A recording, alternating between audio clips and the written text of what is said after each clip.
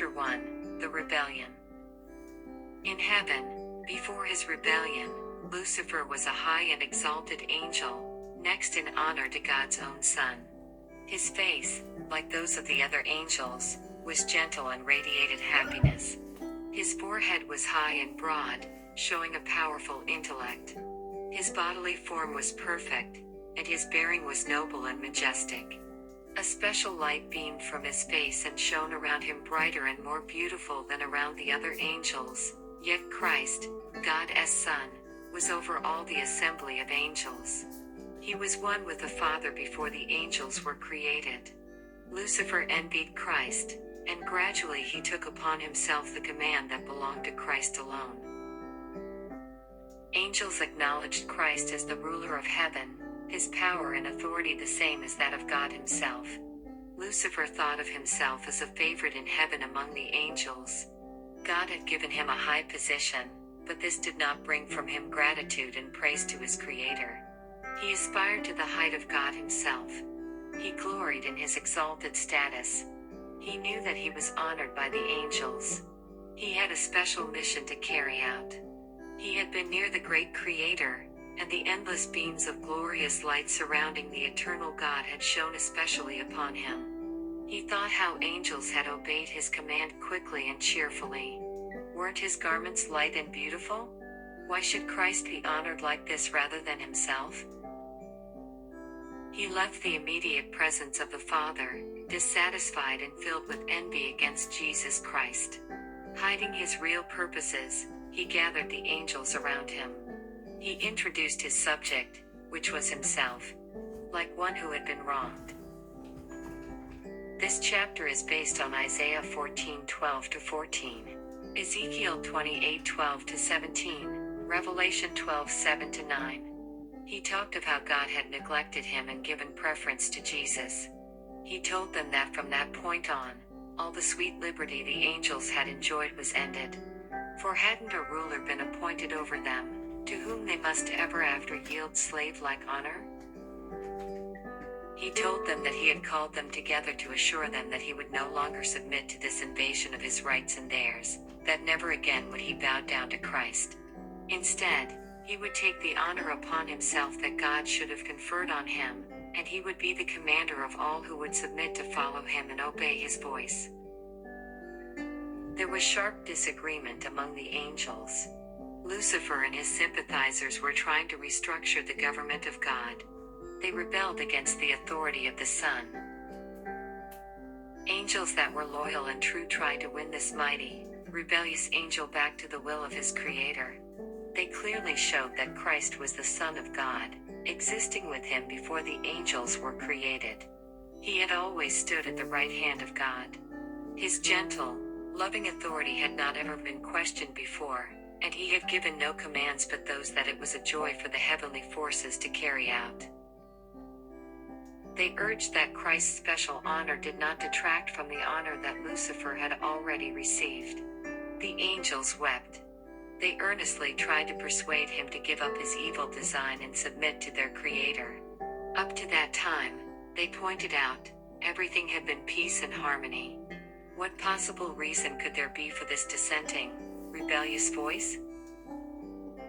Lucifer refused to listen. And then he turned from the loyal and true angels, denouncing them as slaves. These angels, true to God, stood in amazement as they saw that Lucifer was succeeding in his effort to stir up rebellion. He promised them a new and better government than they had, in which there would be complete freedom. Great numbers expressed their intent to accept him as their leader and chief commander. As he saw that his efforts were met with success, he flattered himself that he would soon have all the angels on his side, and that he would be equal with God himself. Then all would hear his voice of authority commanding the entire host of heaven. Again the loyal angels warned him, assuring him what the consequences must be if he persisted. He who could create the angels could overturn all their authority by his power and in some decisive way punish their boldness and terrible rebellion. To think that an angel should resist the law of God, which was as sacred as God himself. They warned the rebellious to close their ears to Lucifer's deceptive arguments, and they advised him and all whom he had influenced to go to God and confess that they had been wrong for even admitting a thought of questioning his authority. Many of Lucifer's sympathizers wanted to follow the counsel of the loyal angels and repent of their dissatisfaction and be welcomed again into the confidence of the Father and his Son. The mighty rebel then declared that he was acquainted with God's law, and if he did agree to submit and give slavish obedience, his honor would be taken from him. No more would he be entrusted with his high command. He told them that both he and they had now gone too far to go back, and he would risk the consequences, because he never would bow in servile worship to the Son of God. He claimed that God would not forgive, and now they must assert their liberty and take by force the position and authority that was not willingly given to them. In this way Lucifer, the light-bearer, who shared God's glory, who stood next to his throne, by transgression became Satan, the adversary. The loyal angels hurried to the Son of God to tell him what was taking place among the angels. They found the Father in conference with his Son, to determine how, for the best good of the loyal angels, they could forever put down the authority that Satan had claimed for himself. The great God could have hurled this arch-deceiver from heaven immediately, but this was not his intention. He would give the rebels an equal chance to test their strength and might against his own Son and his loyal angels. In this battle every angel would choose sides, for all to see. It would not have been safe to allow any who joined Satan in his rebellion to continue to occupy heaven. They had learned the lesson of genuine rebellion against God's unchangeable law, and this is incurable. If God had exercised his power to punish this chief rebel, discontented angels would not have been unmasked. So God took another course, because he wanted to reveal his justice and his judgment clearly to all the heavenly beings. War in heaven, it was the highest crime to rebel against the government of God. All heaven seemed in commotion. The angels were assigned in companies, each division with a higher commanding angel at its head. Satan was warring against the law of God, because he was ambitious to exalt himself and unwilling to submit to the authority of God's Son, heaven's great commander. All the angels of heaven were summoned to appear before the Father. Satan unblushingly announced his dissatisfaction that Christ was honored before him. He stood up proudly and urged that he should be equal with God. Good angels wept to hear the words of Satan and his insolent boasts. God declared that the rebellious should remain in heaven no longer. They had held their high and happy existence on condition of obedience to the law that God had given to govern the high order of intelligences. But no provision had been made to save those who dared to transgress his law. Satan grew bold in his rebellion, expressing his contempt for the Creator's law.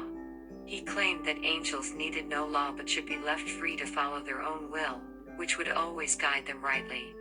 Law, he said, was a restriction of their liberty, and to abolish law was one great aim of his taking a stand in opposition. The happiness of the angels consisted in their perfect obedience to law. Each had his special work assigned him, and until Satan rebelled, there had been perfect order and harmonious action in heaven. Then there was war in heaven. The Son of God, the Prince of Heaven, and his loyal angels engaged in conflict with the arch-rebel and those who united with him. The Son of God and the true, loyal angels prevailed, and Satan and his sympathizers were expelled from heaven. All the remaining angels acknowledged and adored the God of justice. Not a taint of rebellion was left in heaven. Everything was peaceful and harmonious again, as before. Angels in heaven mourned the fate of those who had been their companions in happiness and bliss. All heaven felt their loss. The Father consulted his Son about immediately carrying out their plan to make human beings to inhabit the earth. He would place them on probation to test their loyalty before they could be made eternally secure. They were to have the favor of God. They would talk with angels, and angels with them. God did not see fit to place them beyond the power of disobedience.